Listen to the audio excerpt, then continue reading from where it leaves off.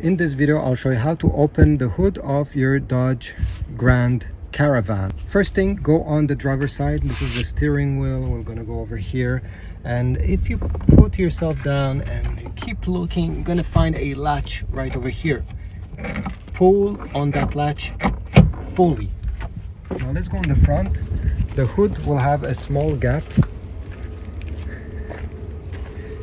Go where the emblem is, right on the top.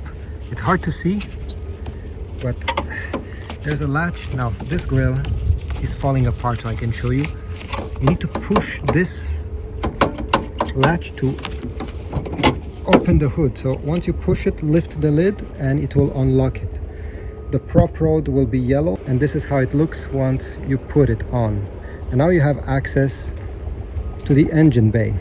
So I hope this video was helpful. Please leave a like, subscribe, comment down below if I did something wrong or something good. Anyway, and I'll see you in the next video.